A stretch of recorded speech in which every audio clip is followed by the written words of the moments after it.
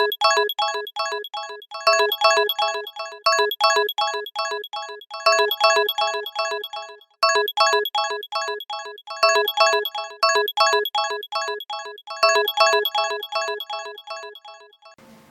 dengan begitu ya. sampai itu tadi pengabdian masyarakat. Soalnya kemarin ada teman ya, udah tulisannya bagus gitu kan, tapi ditanya pengabdian apa sih yang pernah kamu lakukan gitu kan. Tapi karena dia nggak ada ya, dia cuma bilang privat itu kan bukan pengabdian gitu kan, itu kan digaji, kamu kan digaji, nggak free gitu kan. Ya udah dia bilang nggak, saya nggak punya gitu. Mungkin kalau untuk pengabdian kemarin nanti kebetulan pernah beberapa kali gitu Nah, ya. iya kan ada pengalaman itu. Iya, apalagi kan pernah beberapa kali ikut penelitian dosen yang dia itu Nah. sifatnya pengabdian gitu ya, ke Betul. sekolah. Terus kita kan juga sebenarnya dari kampus ada KKN ya, itu kan juga Itu termasuk termasuk. pengabdian gitu. Dan ya udah saya ceritakan tentang itu aja. Betul. Mungkin yang menarik lagi nih Kak, kalau tidak salah di tahun yang lalu ya, LPDP kemarin itu nggak hanya beasiswa reguler aja, ya memang ada syarat umum gitu kan, tapi ada juga syarat khususnya tertentu gitu kan. Itu gimana sih Kak sebetulnya syarat-syarat khusus itu? Soalnya kita lihat ada yang dia beasiswanya mungkin untuk PNS, Polri, atau bahkan ada juga yang dia kalau tidak salah saya ada dengar itu Kak, kalau misalnya beasiswanya dia dapat LOA conditional gitu atau unconditional dari luar negeri, ada 10 ya Kak kalau nggak salah, 10 universitas terbesar dunia, itu jadinya nggak harus ujian skolastik lagi. Itu gimana sih Kak sebetulnya? Iya, jadi itu sebenarnya beasiswa LPDP itu ada banyak ya. Ada reguler, ada diafirmasi, ada satu lagi tuh namanya PTUD. Nah, kemudian ada targeted. Nah, jadi ada 4. Kalau yang reguler itu terbuka untuk umum, siapa aja boleh daftar. Kalau afirmasi itu terbagi lagi, ada afirmasi prasejahtera sama satu lagi saya lupa. Nah, prasejahtera itu biasanya untuk yang dia golongan menengah ke bawah, yang biasanya dapat KIP, baru PKH yang begitu-begitu. Terus ada juga yang itu disabilitas, satu lagi disabilitas masuk ke afirmasi juga. Sama satu lagi untuk daerah-daerah yang agak terpencil, 3T itu juga masuk ke afirmasi. Nah, kalau yang untuk PNS Polri itu masuk ke targeted kalau nggak salah. Baru yang untuk lulus ke 10 universitas top dunia itu masuk ke PTUD gitu. Jadi ada banyak, kita bisa masuk dari jalur mana, dan itu biasanya aturannya juga beda-beda gitu. Berarti sebetulnya nih kalau mau raih beasiswa LPDP ini it depends on the door gitu ya. Iya. Terserah kita mau ikut pintu yang mana nih. Udah ada pintu ya udah jalanin aja. Iya, gitu. banyak jalan menuju Roma istilahnya. Gitu.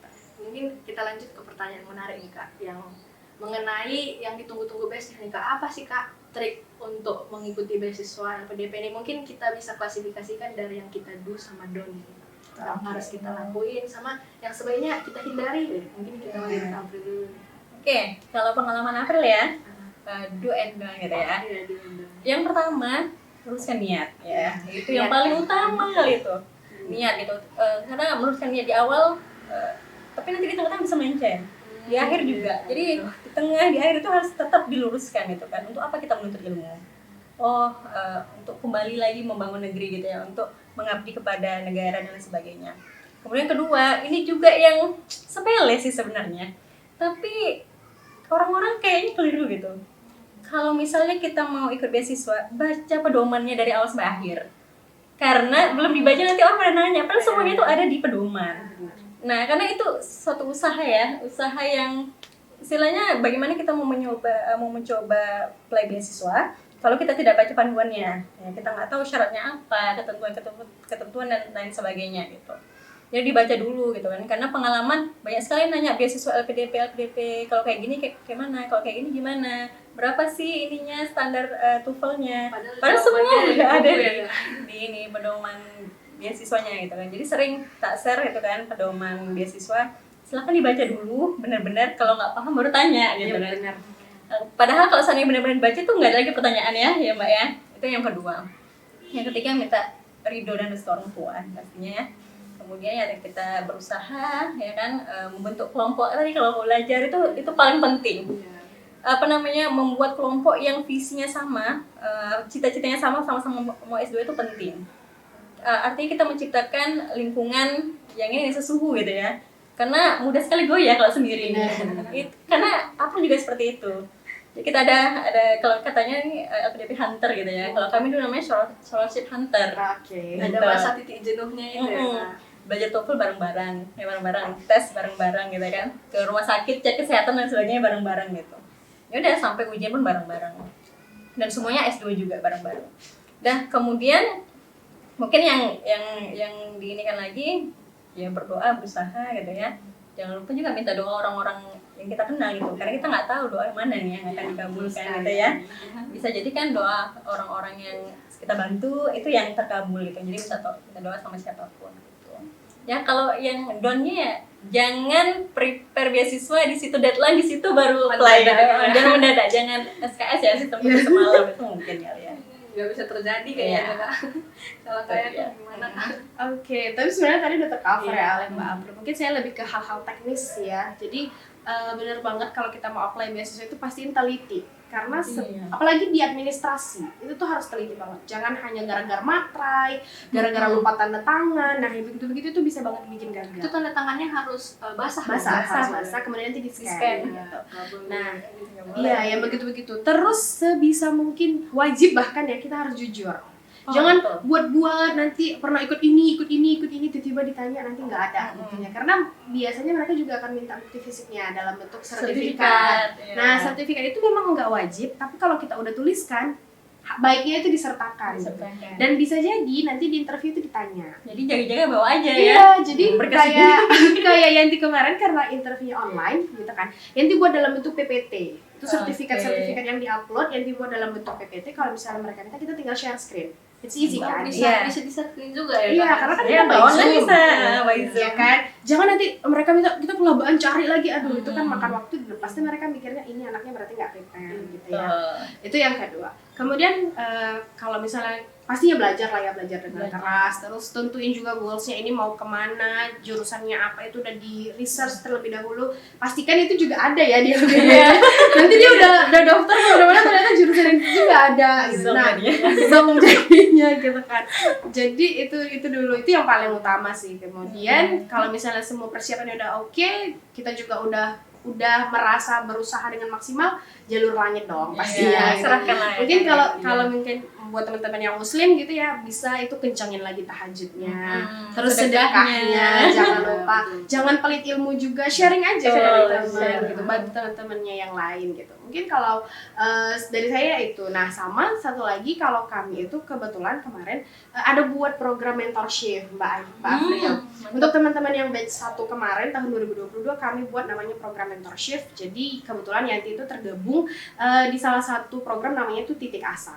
Jadi kita di situ buat program mentoring untuk teman-teman yang mau apply beasiswa LPDP tapi bingung nih mulai dari mana gitu ya kan.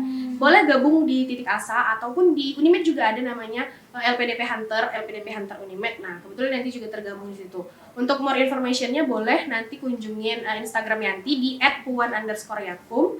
Sekali lagi @puan_yakum. Nah, selalu Yanti tuh share informasi-informasi tentang LPDP, tentang program mentorship. Ini udah mau buka yang batch 2. Nanti boleh, 4 Juli. Boleh tanya-tanya di situ gitu, nggak apa-apa. Feel free aja karena kita sesama mahasiswa gitu ya. Apalagi untuk anak-anak Unimed. Kita pasti pengen banget gitu ya adik-adiknya juga dapet gitu, karena sayang peluangnya besar. Bahkan kemarin kita Mbak sempat dinotis sama Pak Dwi Larso. Iya, jadi sama Dirut gitu. Beliau sampaikan gitu, kalian yang maksudnya yang dari kampusnya itu awardingnya belum banyak, diajaklah adik-adiknya. Sayang loh ini ada peluang gitu. Apalagi sekarang LPDP banyak buka program-program baru kan Mbak. Ada yang untuk kemarin kalau nggak salah ada untuk santri, kemudian ada juga untuk program wirausaha, terus yang dia profesional kayak kedokteran dan begitu. Bahkan kemarin sempat ada informasi katanya bakal buka untuk yang S1 gitu. Jadi kan BPI itu. Nah, itu BPI ya, Indonesia Maju. Jadi banyak banget dan sayang banget kalau sampai ini nggak tersampaikan gitu. Apalagi kalau sampai kita nggak ambil-ambil.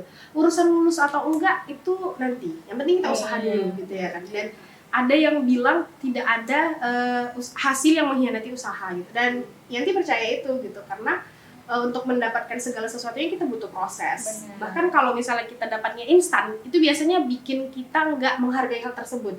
Contohnya kalau kita makan mie instan, laparnya cepet kan? Mungkin itu juga kalau untuk dapat beasiswa kita dapatnya gampang-gampang aja. Bisa jadi kita tidak menghargai hal itu. Gitu.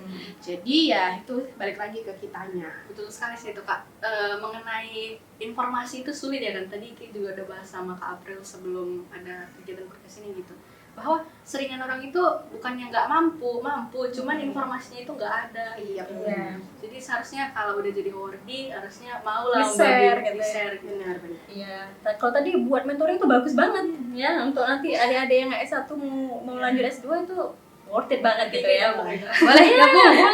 Boleh gabung silakan. aja silahkan. Dan acara ini semua kegiatan ini semua gratis, nggak ada dipungut biaya apapun ya. Mungkin ini adalah apa ya, dibilang kontribusi lebay banget gitu ya, tapi lebih ke bentuk peduli kami sebagai alumni gitu. Yeah. Jadi kebetulan ada beberapa orang kemarin sama-sama alumni Unimed yang udah dapat beasiswa LPDP, kami buat program itu. Masya Allah, keren, Benar ini Kak. menarik. Kita lanjut. Oke, kita lanjut nih Kak. Setelah tadi udah anggap nih udah lulus nih, udah jadi awardee. Tentu setelah itu ada nih tahap-tahapan. Kebetulan kalau Kakak udah lulus S2 ya kan? Iya. Kalau Kak Ekum nanti Mau, ya ya, mau. baru Jadi mau. sebenarnya narasumber ini udah cakep nih, udah ada yang pernah, udah ada yang mau gitu kan Kak. Mungkin bisa diceritain Kak setelah lolos itu gimana sih Kak?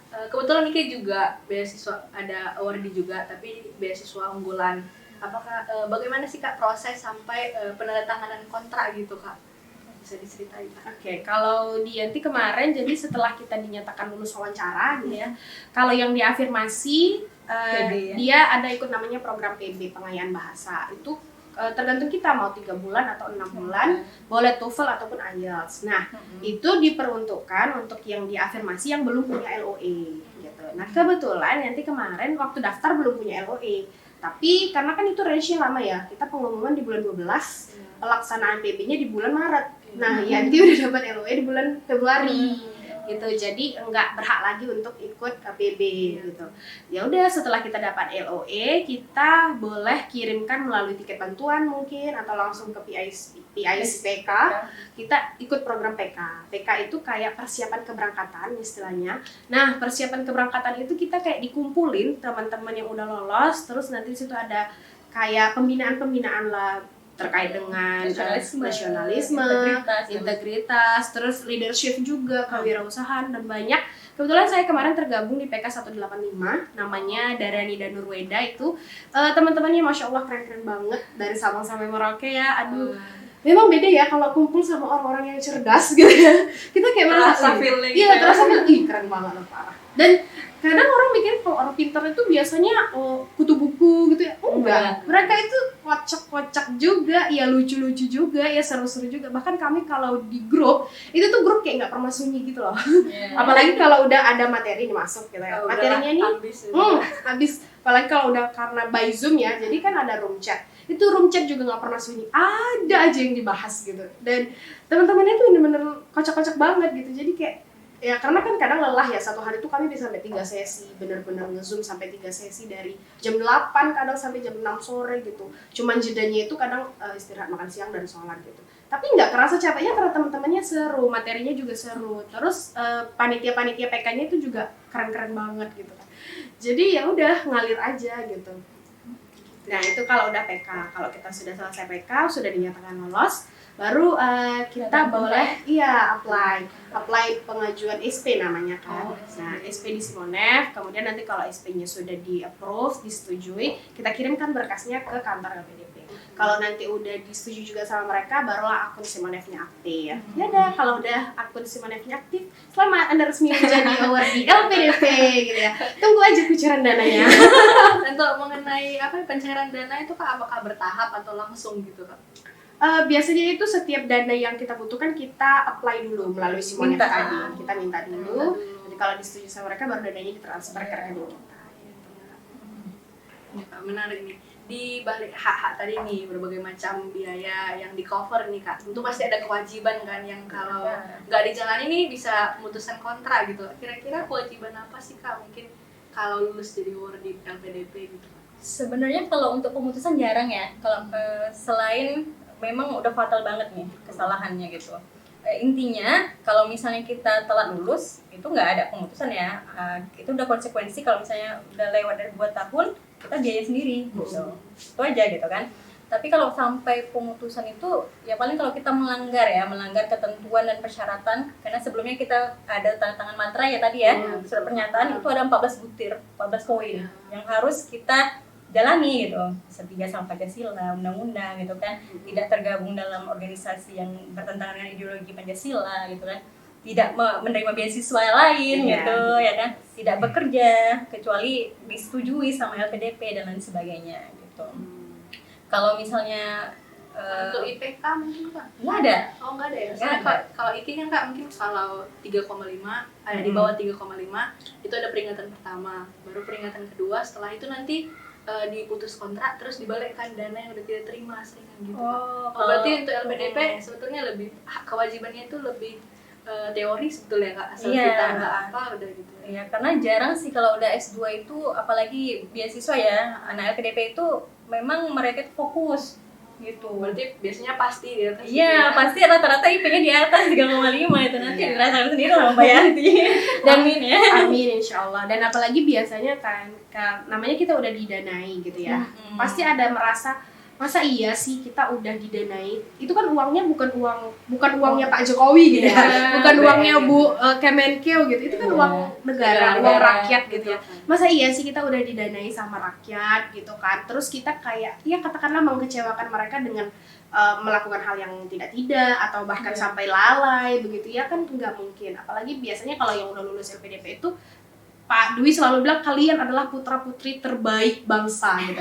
Itu adalah apa ya? Itu kata-kata yang menjadi tanggung jawab besar di pundak kita. Kita sudah dilabeli putra-putri terbaik bangsa. Masa iya nggak membuktikan kata-kata itu? Benar. Atau kalau kata Bu Sri Mulyani, award dari LPDP itu merupakan privilege. Iya benar banget.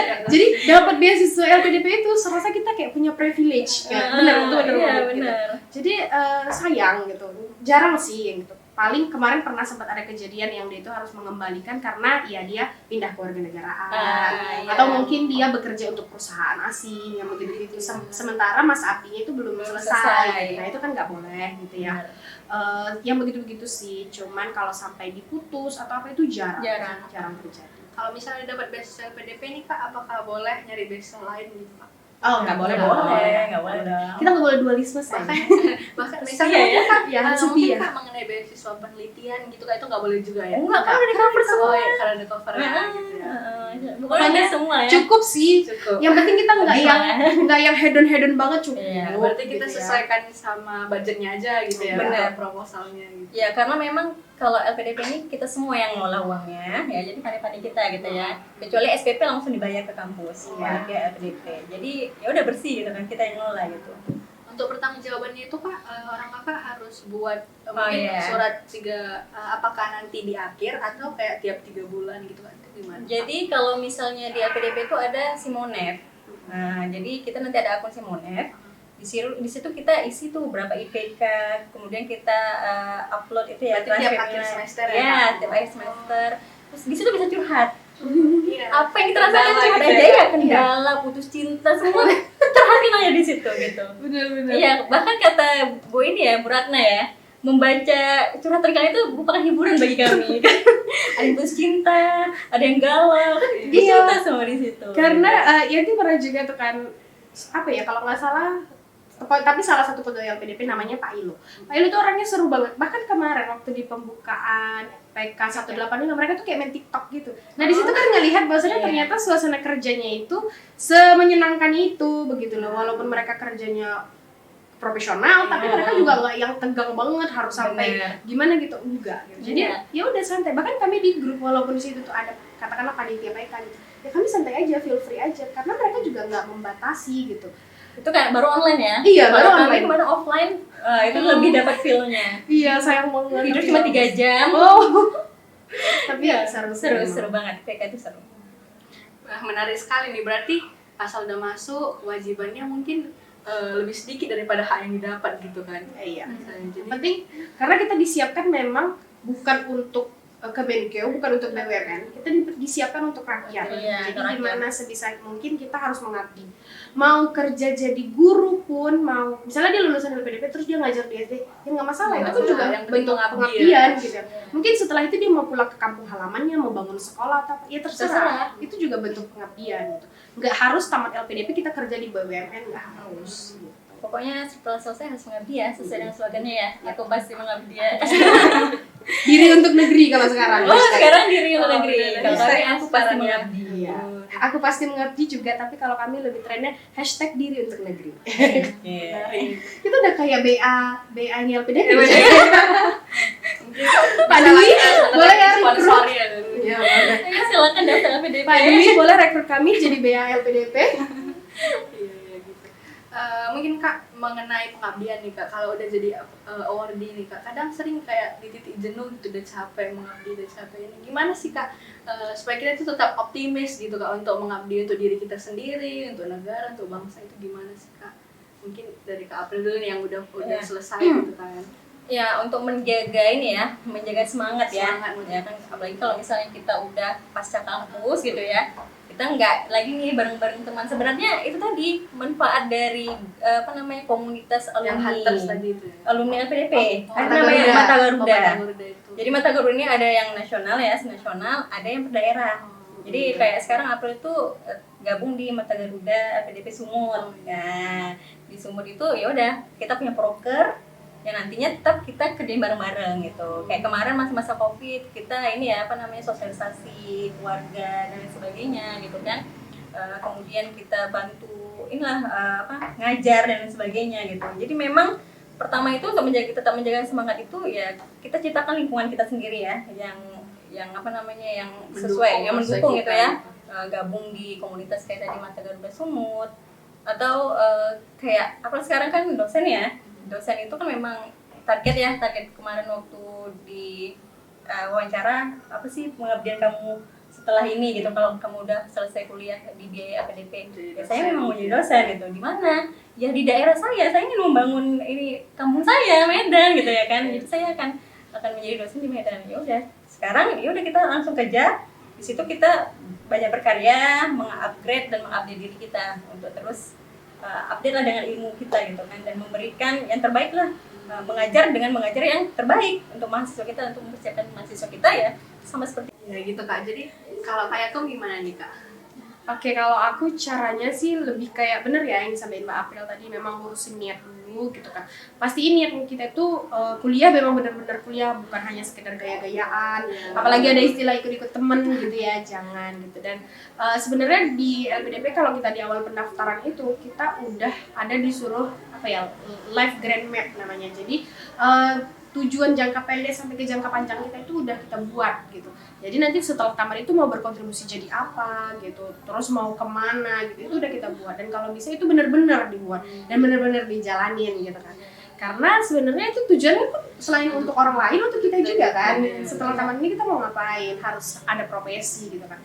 Walaupun ada yang bilang ngapain sih perempuan pendidikan tinggi gitu ya, atau nanti bakal Sulit didapur. banget. Iya, gitu kan. Ada kan terkadang, apalagi nanti kan dari kampung gitu ya, pasti ada lah yang ngomong ngapain sih, emang nggak cukup ya S1 aja gitu. Nanti kadang bilang ya cukup S1, cuman kalau misalnya ada kesempatan kenapa nggak diambil gitu. Lagian kan pendidikan itu kan nggak ada matinya gitu ya. Mau nantinya setelah tamat pun kita nggak kerja di perusahaan mungkin atau nggak di mana, walaupun hanya jadi ibu rumah tangga. Jadi ibu rumah tangga kan juga butuh ilmu dong ya. benar. Apalagi nanti bakal punya anaknya yang didik siapa? Masa iya yang didik pembantu? Iya, Kan betul. ibunya dulu nih yang didik. Masa iya kita pengen anak kita cerdas tapi ibunya nggak dicerdaskan gitu ya. Jadi mungkin lebih ke sana sih kalau ya, kontribusi itu nggak usah muluk-muluk, nggak usah yang luar biasa banget, yang penting ada manfaatnya gitu.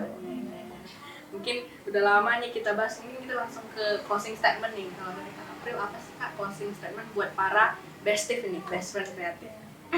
Ya, bagi teman-teman ya yang memang punya niat untuk sekolah tinggi ya, silakan, banyak sekali kesempatan di luar sana ya untuk lanjut studi gitu ya. Nggak usah khawatir ya, dimana ada kemauan pasti ada jalan gitu ya. Dan Kak, sulit ini sulit itu, tenang, di balik kesulitan pasti ada kemudahan gitu ya. Jadi nggak usah takut, yang penting pertama luruskan niat gitu kan. dan punya impian untuk mengabdi gitu ya, untuk membuat yang terbaik dan menjadi insan bermanfaat. Itu sih. Kalau Kak Eko gimana? Mungkin udah terwakilkan gitu ya, cuman kalau dari Yanti sendiri bener balik lagi ke niat. Yang penting ada niat, ada usaha, pasti ada jalan gitu. Lagian istilah rezeki tidak akan tertukar itu bener-bener gitu.